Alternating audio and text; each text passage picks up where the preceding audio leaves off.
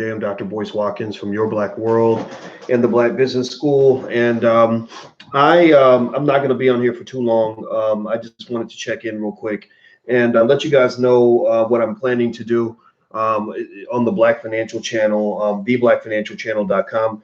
I'm going to do a series of updates and conversations about the Tulsa Real Estate Fund. The Tulsa Real Estate Fund was a fund that was created by Jay Morrison, and it's one that that a lot of people were excited about, and it's one that a lot of people still do and have questions about. And I know Jay, so Jay and I had a conversation today in which we talked for a while. We talked for a couple of hours about the state of the fund, what's going on with the fund. Some of you all are investors in the fund. Some of you are not. Some of you are just curious. And so we had a good conversation. I'll just say that in terms of getting to the root of not just what's going on with the fund, but also just perceptions of the Tulsa Fund and being completely fair as a community in terms of how we evaluate the Tulsa Fund. Now, in case you don't know about the Tulsa Real Estate Fund, let me give you guys a quick update. This is not going to be a long video, but the Tulsa Real Estate Fund was it was the first Black-owned real estate crowd equity fund in history, according to Jay, and I believe that. I haven't seen any other out there. I think that they received over $10 million in commitments from the Black community. I think they raised somewhere close to that. What people commit isn't always the same as what you actually get. So I think that is. I think that is that's just something that just sort of happens. But anyway, actually, before we get started, I want to say hello to everybody on drboycetv.com. I see you. I see you on the Black Financial Channel. Shout out your city, or you can shout out your business or shout out your dream. What's up to everybody on Instagram, on the Real Boyce Watkins? Am I still in Russia? I was never in Russia. I've not been in Russia for about probably 5 years. I was in St. Petersburg, but I haven't been in Russia for a while. I will be in Europe though pretty soon though. I'm not going to tell you where because I don't want nobody hunting me down. But Portsmouth, Virginia. I see Stockton 20 or 200 or 209. Okay, let me see. I see Las Vegas, Pleasanton, California, Raleigh, North Carolina, Atlanta, Georgia, Colorado Springs. What's going on? Wellness Center, Chicago. Is that ALIM Commercial Cleaning? Good for you. NYC, Chicago. Chief Towing, Florida. Hello, St. Louis. Good to see you. I see Tulsa, Minneapolis, New York City, Sacramento, Brooklyn. Okay, great. All right, so in Brooklyn, actually, we just put Brooklyn on our schedule for our investment seminars.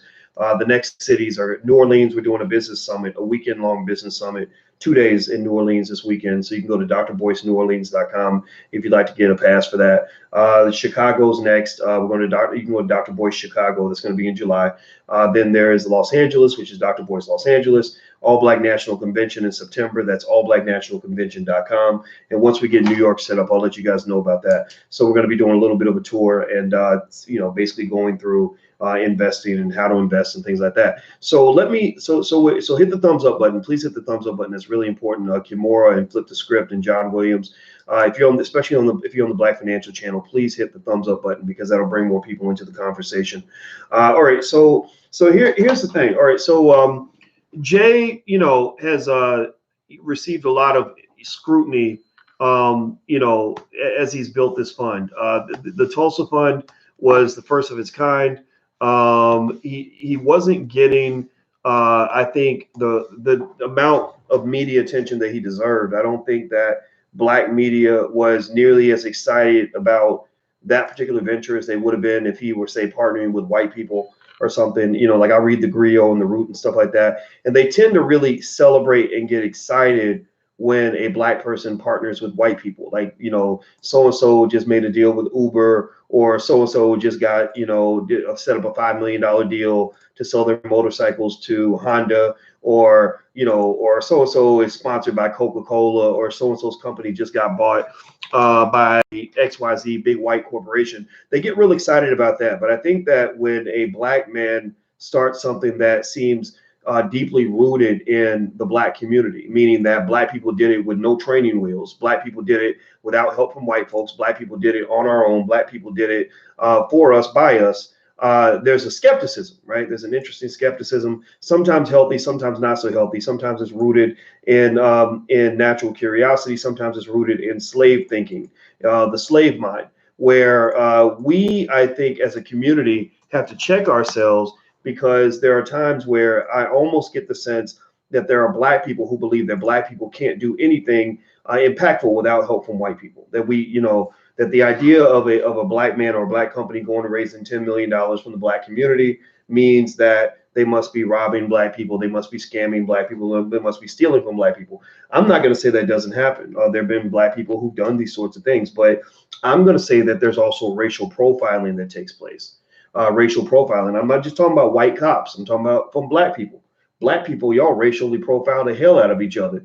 Y'all racially profile like a motherfucker. Let's just be real. Tell me yes or no. Yes or no. You understand what I'm saying? How black business owners get racially profiled big time by black people, right? Where they literally look you up and down. If they think you charge an extra 25 cents for a milkshake, they will talk about you like you are Al Capone and Jeffrey Dahmer rolled up in one, like you done raped and murdered 45 kids, and you done, like seriously, like they will literally talk about you. Like, I'm going to make it my life's mission to destroy that business and tell every black person I ever meet, even in the afterlife, if I die and get reincarnated, I'm gonna find black people so I can go tell them about your shady scam business. You are a scammer. You're a scammer, sir. You, sir, are a scammer, right? That's what we like to do, right? And it's fascinating because here's the thing. Black people are getting robbed every day. There's no question about it. Y'all getting robbed, but y'all mad because the black business might have charged you extra 25 cents for a milkshake, but y'all getting robbed of about $1.3 trillion a year from white folks.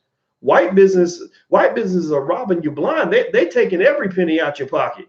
They ain't giving you nothing free. They ain't giving you no kind of discounts. They're the ones who are walking away with the bag. When BET has that show Blew a Bag, where BET loves to celebrate economic ignorance and economic immaturity and economic stupidity amongst black people. That show Blew a Bag. Anybody seen that? It's the most ridiculous shit in the world. It's literally black people who threw away their reparations, right? Who got lucky, white Jesus, black Jesus, and baby Jesus blessed them and gave them an extra $1 million. So they decided they want to run to the club and just make it rain and throw it up in the air. And then they sit back and laugh about that shit. They laugh about it. You ain't supposed to be laughing about it. You need to be crying about it, because you threw away not just your wealth, you threw away the wealth of your children, your grandchildren, your great-grandchildren, you damn idiot, you stupid punk, you big dummy. Seriously, it's ridiculous. It's ridiculous. We love to laugh about this, right? So how the hell do you think anybody's going to have any sensitivity toward black trauma when you laugh about your own trauma? When you think that shit's funny, you think that's funny when a black man came into $1 million, a black man with kids, owing child support, comes into $1 million and then goes broke. I literally watched that on Blue. Go look it up. I ain't making this up. Go look it up. BET has a series on YouTube called Blew a Bag, and one of the videos I saw was a black man with gold teeth laughing about how he won the lottery and got $1 million and blew it all, and he's like, yeah, my kids could have used that money, but they mama's gonna take care of them. Ha ha ha ha ha. You idiot. Seriously, like I need to have a sound effect that's just like the sound of slapping somebody, so we can just literally talk about the fact that kind of mindset is nothing to play with. That's not funny. That's not funny, man. Seriously. So anyway, let me get back to it. Let me go back. So we love to racially profile our own businesses. Black business owners, you get mad because you think he charged you an extra nickel for a hot dog, when really you just went to Apple Computer, Xerox, you went down to Target, Nike, you bought Nikes because they put Colin Kaepernick on a commercial. So you really think Nike is like your friend? You really think Nike loves you now because they put Colin Kaepernick on a commercial, right? No disrespect. I'm not saying Nike's bad. I know people at Nike, they're good people, but come on now, seriously, like, and they're like, okay, now that we put a black man in a commercial, can we charge you $250 for a pair of $25 sneakers, a pair of shoes that we made in China for $25? We're gonna mark it up by $200, and we know y'all gonna pay for it because you love us, because we acknowledged you for 30 seconds on a commercial. Get out of here with that nonsense. We need to grow up, man. Seriously.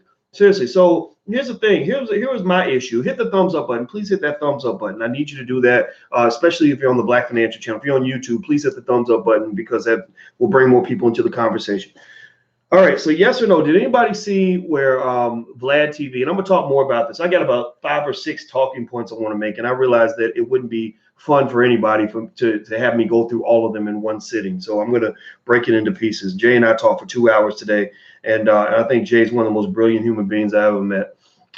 Now, here's the thing. So tell me, did you guys see when VLAD did the VLAD TV did the interview with Jay about the Tulsa Fund? Did anybody see that? Yes or no? Yes or no? I need to know how many people saw it. Yeah, I see Bitcoin's at 11,000. I just got a notification on my phone about that. I'll talk about that on the blackfinancialchannel.com as well. All right, so I see no, yes, no, yes, no, yes, no. Okay, it looks like it's going back and forth, back and forth, back and forth. So let me give you a quick summary. Basically, VLAD TV. And VLAD is not black, but VLAD really loves black people. For some reason, he loves to cover like these black stories. You know, like I think he's obsessed with like 90s rappers and porn stars. Like that's the theme I'm picking up on with VLAD, and it's fine. It's his life. It's who he is. It's what he does. Okay, whatever. But VLAD interviewed Jay, and I've been on VLAD's show a couple of times, and VLAD really challenged Jay a lot in the interview to the point where they were arguing. They were having an argument that just really, it was like an argument that didn't need to be an argument. It didn't, I mean, it just really didn't need to be. It was like VLAD decided that he hates real estate investing. Like he's just like, real estate's bad. You shouldn't invest in real estate. You should buy stocks instead. And I'm like, okay. And Jay's arguing like that real estate is a good investment. And I'm like, of course it is. It's worth trillions of dollars. People have become multi-billionaires off real estate. Why wouldn't real estate be a good investment again? Right? The way you gain wealth from an investment is you buy something, it goes up in value, and then you sell it or you own it, and that makes you go up in value. Right? It's like riding on an escalator, right? That's all wealth is. That's like a come up. That's what you call a come up, right? Where you see a piece of real estate, you hop on that piece of real estate, you buy it, you plant your feet in that real estate, and then it comes up the escalator in value, and then you rise up in value, right? And that's all it is. So real estate is a commodity that's finite. You can't make more real estate ever. Yeah, ever. The earth will never get bigger than it is. Unless we inhabit Mars, then there'll be just more real estate to buy. So why wouldn't real estate be a great area to invest? I just didn't. I was like, what's the dilemma? Like, it seems like you're just telling me a preference. You're not giving me a fact here. And last time I checked, like Nipsey Hussle has a great song. The last that I checked, anybody know that song? The last time checked or whatever it was. Anyway, so this is with YG. If you like hip hop, check that song out. So the last I checked. VLAD does not have any credentials in investing. I haven't seen him mention having, like a bachelor's in finance or an MBA or a master's of science or a PhD. I've got a PhD. I got one. It's in the closet somewhere, but you can go look up my dissertation from the Ohio State University. My dissertation chair was Professor Andrew Paroli, who's now a high-ranking official at Cornell University or something. I got to look it up. So I got a PhD, and my PhD told me that real estate's pretty good. That's one of the places that people make money. So what's the debate? I don't get it. And Jay, to Jay's credit, Jay ate him up. He ate him up on camera big time. I don't know if one of y'all mentioned that. Jay ate him up, not just because Jay's smart. Jay's smart, but he had truth on his side. How can you ever argue that it makes no sense to ever invest in real estate? Like that that makes no sense. That's like saying that you shouldn't play basketball with your left hand. Ever. No basketball player has ever played basketball with their left. No, if you're left-handed, you should play with your left hand, right? And so anyway, after this happened, I got a little uncomfortable because, so Jay is doing the Tulsa thing. The Tulsa Fund becomes enormously successful. I don't know how he pulled it off, but Jay got a big chunk of the community behind him. Real black people who are really into building, doing for self, really supported the fund. I invested big time in the fund. I have some money in it, several $1,000s. And I was happy to do it. All right. I was very happy to do it. And I wasn't happy to do it because I knew for a fact that it was going to succeed. I did it because I'm happy to see a black man going out there and giving it his best shot. I invested because I saw a black man going to war. Economics is war. I saw a black man going to war, and I didn't want him to go to battle by himself. You know, I did it for the same reason that when everybody started attacking Louis Farrakhan and trying to tear him down, you know, I had people from the nation that said, thank you for standing up for the minister. And I said, please don't thank me, because when you see an ally going to war, you're supposed to pick up your sword and fight. You're supposed to go have their back. You're not supposed to sit there and watch. You know, well, this ain't the plantation where you sit and watch the other slaves get slaughtered by the master for speaking up. No, you stand up. If y'all all get some courage and grow some balls and fight the master together, maybe y'all can win. But if you just sit there like a punk and take whatever power you had and put it to the side because you want to engage in self-preservation, then you increase the likelihood that the oppressor is going to win the battle. So I saw Jay going to war. I said, man, look at this brother out here hustling. He's out here getting it done. He's getting people behind it. People are excited. Nipsey Hussle, the late Nipsey Hussle. I saw Nipsey on Jay's Instagram in his chat. And I made a little comment and I said, man, this is great. Congratulations, brother. I'm ready to invest. And then I saw Nipsey. In Nipsey's words, I think he said something like, man, this is amazing, bro. This is historic. And he said, I'm putting 10,000 in it. And that's what I was like, you know what? That's a good number. I'm going to put 10,000 in it too. And so I did. I bought it. I got the paperwork around here somewhere. And I was glad to invest it. And the reason I invested that money is because I just wanted to at least make sure whether he succeeded or failed, he had the best chance of success possible. I did not see it as something special I'm doing for this particular person, because the reality is that I've invested in white businesses 1,000 times over. You know, I've invested in all kinds of companies on the stock market and didn't think twice about it. If I go buy several $1,000s worth of shares in Apple stock, I'm not sitting around thinking, what's that nigga gonna do with my money? Is he a scammer? Are the people at Apple, are they scammers? No, well, yeah, you know what? I bet you that some of those companies that I've invested in through the years on Wall Street are scammers. I bet you they have CEOs who probably like molest little puppies that they keep in their closet, and they steal money, and they've got, you know, hookers in Bangkok, and they, you know, have done all kinds of terrible things that I will never know about. I'm serious, like seriously, like if I'm sure that if I laid out all the companies I've invested in my life, and looked in their history, I would find all kinds of stuff. If I dug deep into their lives, I would probably find lots of stuff that would be repulsive to me and would really bother me. But you don't see me talking about any of that. And so I think that it's unfair. I think it's patently unfair when we will look at a black man's business and give him a level of scrutiny that exceeds the scrutiny that you should be giving to all the white businesses that got their hands so deep in your damn pocket that you think they were born there. They think their hands so deep in your pocket that they think they own your pants. They cupping your balls right now because their hands are so deep in your pocket trying to get that last dollar. They will lick the bottom of your plate trying to get that last dollar out of your pocket, and you up here mad because this black man's trying to build a little something that really, you know, is there should be 1,000, you know, funds like this out here. There should be 1,000 of them, but there's one, right? So why wouldn't I go ahead and say, you know what? Okay, brother, sure, I'll invest with you.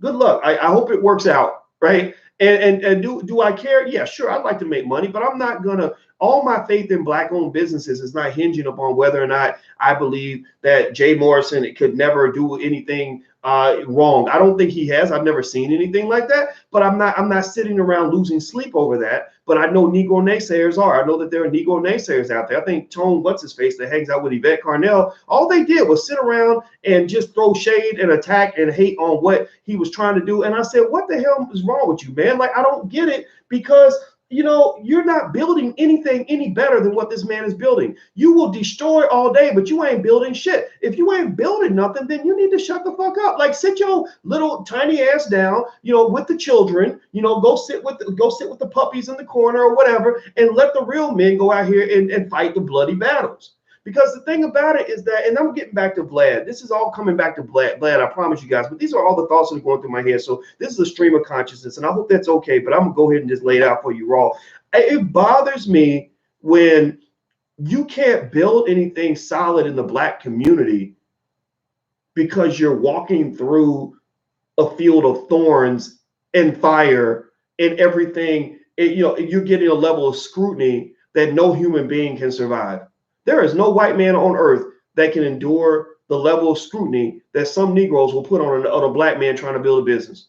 Seriously, like y'all would think he's a criminal before he ever does anything at all. Or y'all look at, I mean, I know that Jay had a past. I mean, shit. How many? Yes or no? How many of you? Yes or no? Do you or do you not have a loved one, or including yourself, who has had a run-in with the law?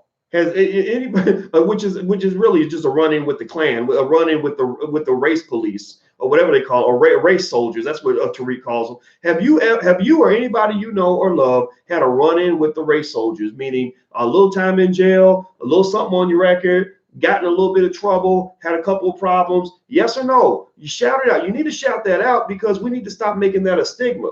We need that stop stigmatizing people because they have a record. Because the NFL Players Association did that. All those damn sons of bitches that are robbing these athletes blind, got them invested in bullshit, got them losing every penny. Quentin Porter played for the Redskins, highest paid running back in NFL history at the time, lost everything because his financial advisor robbed him blind. So you got all these NFL Player Association agents robbing these players blind, and then they're gonna send out a little note like, well, be careful about the Jay Morrison Tulsa Fund and be on the lookout because he's got a record. He's got a criminal record.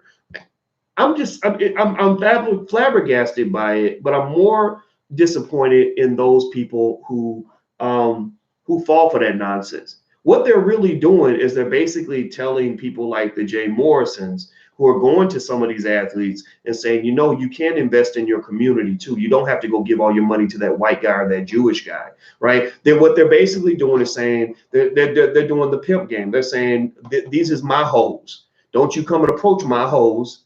We are in control of their money. We don't want you to have a nickel of it. That's what they're doing. It ain't nothing but the pimp game.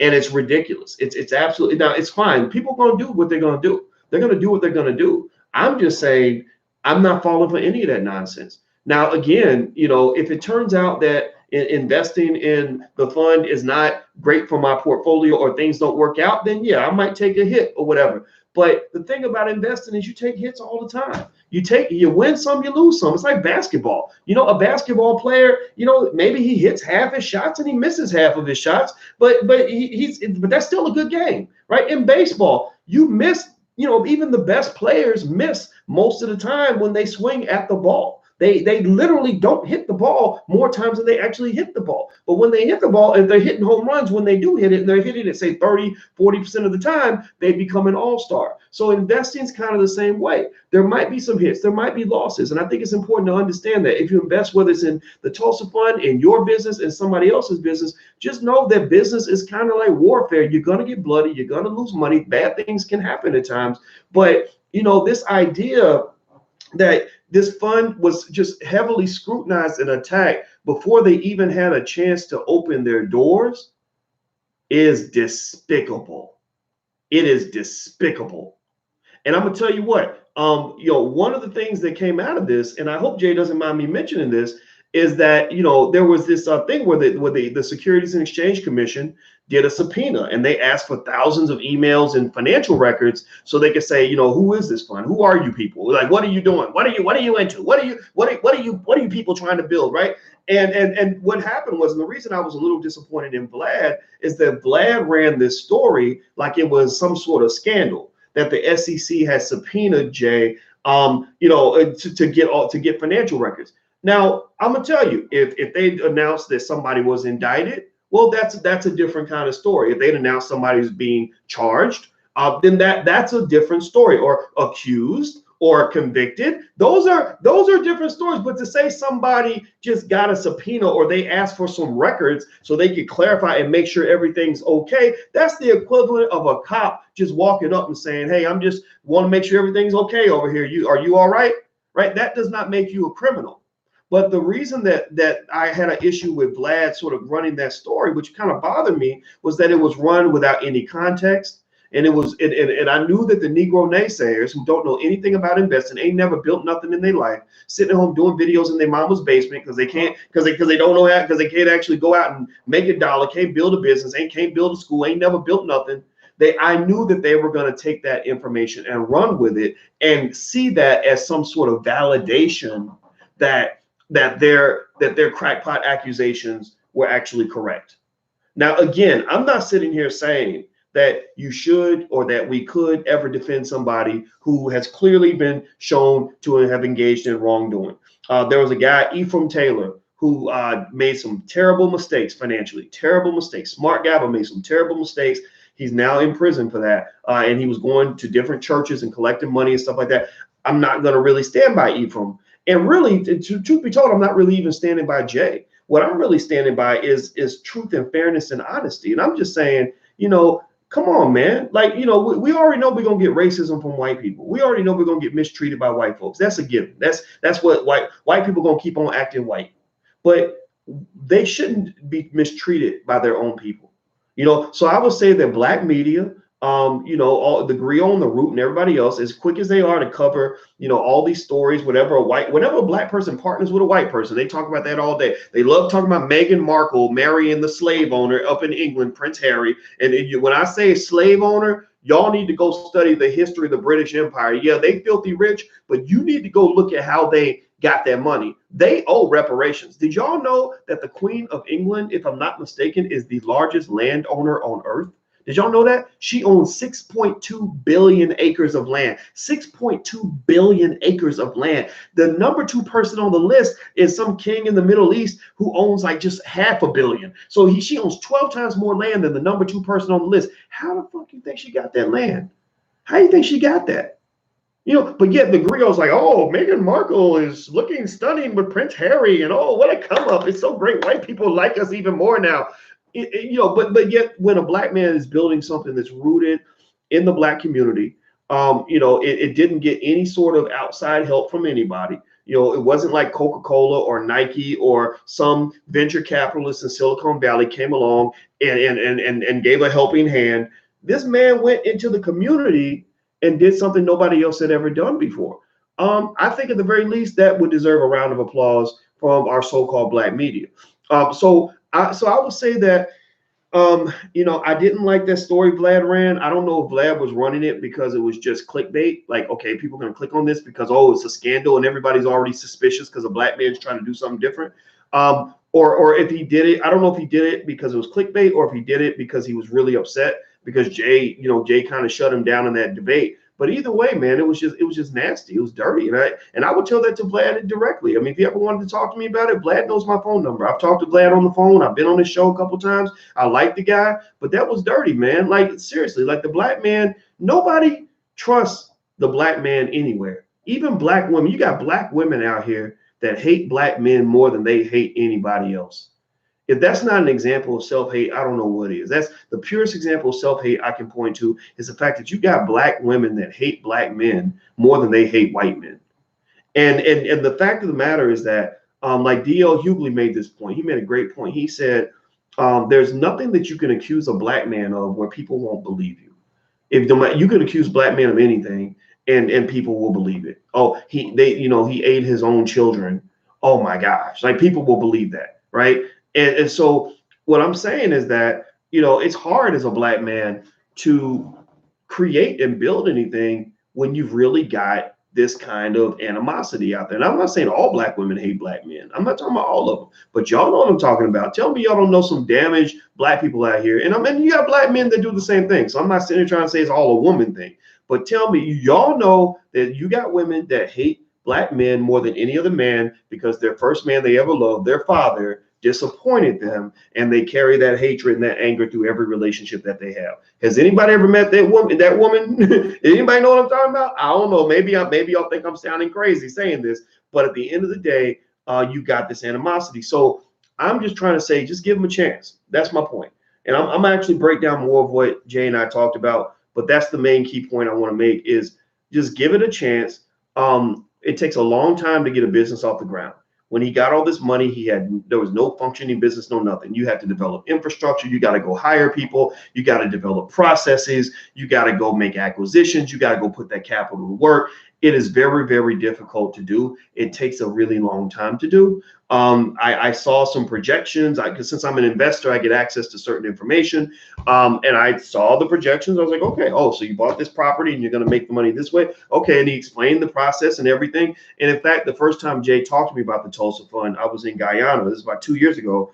And I was very impressed with the fact that he had all the I's dotted and the T's crossed. And I thought that was that to me, again, that did not confirm that everything was going to be perfect. That did not confirm that I couldn't possibly be getting played. I don't know. Shoot, I mean, I'm sure that there are plenty of smart people that can fool you with the fancy words. But based on, again, I'm not an average person when it comes to finance. I have a PhD and I've taught a lot of students, and I listened. I was like, okay, he's thought this through pretty well, so I'll give him a chance, just like I would give anybody else a chance. I gave him a chance, and so far I haven't been disappointed. Now, somebody said, why didn't you give Umar Johnson the same benefit of the doubt? That's a great point. What I did with Umar Johnson was I donated to his school. I did, and what I challenged Umar on is the fact that when you accept people's money, there is a requirement of public transparency with what you do with that money. And so my challenge with Umar was that he didn't do what Jay does. Jay is required by Securities and Exchange law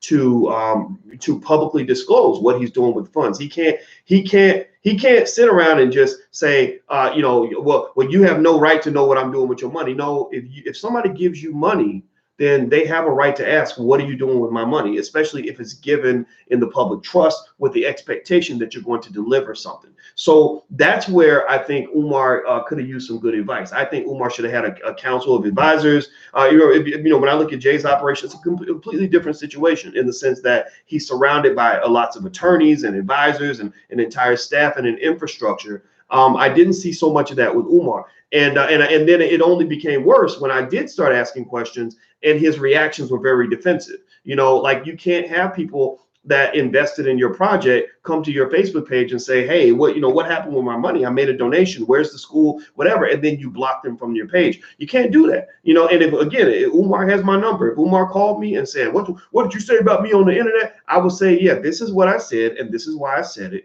And if you want me to give you some, free advice, like I do everybody else, I'd be happy to share with you my perspective on how you can make this better. Right. So that's just me being honest with you about it. It's no hate on Umar at all. I don't even like bringing up his name because some people get mad just because you say their name, like, oh, you talking bad about me. I don't do that. I'm not.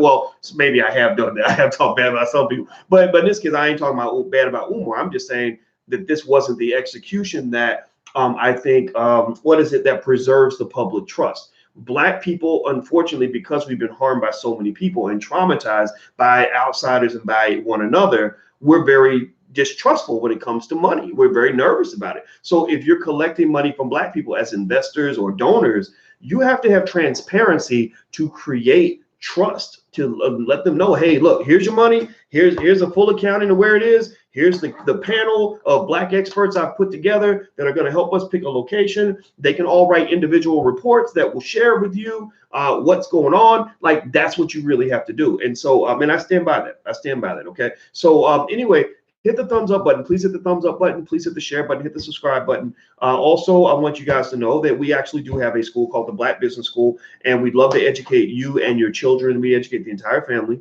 So if you would like your children to take a look at the financial workbooks that we created with Black experts, it took us 2 years to put these books together. You can feel free to go take a look at financialworkbooks.com. That's financialworkbooks.com. Also, this week I'll be in New Orleans. You can go to drboyceneworleans.com if you want to meet me there. I'll be in Chicago next, end of July, drboycechicago.com. And then the All Black National Convention is the weekend of September 27th. You can go to allblacknationalconvention.com. That's allblacknationalconvention.com. All right. Is that a Nike shirt? Yes, it is a Nike shirt. So y'all know I'm training for my first marathon. So I'm always wearing sports gear these days. And believe me, it ain't fun running all them miles, but I'm going to do it anyway. All right. And by the way, also, in case you haven't learned how to buy stock yet, we have a free training on how to buy your first share of stock. please go to blackmoney100.com. That's blackmoney100.com. All you gotta do is sign up, and it's totally free. It won't cost you a penny. And there's a great video that has been seen by 1 million people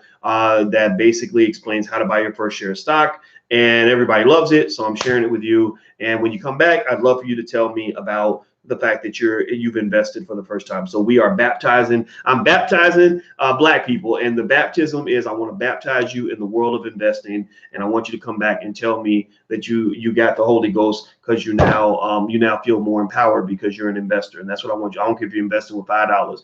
It's still better than the person who wasted that $5 on a cheeseburger. All right, so I'm out of here, guys. Take care. Have a good day. Hit the thumbs up button, please, before you go, and I'll see you guys soon. Take care. Bye-bye.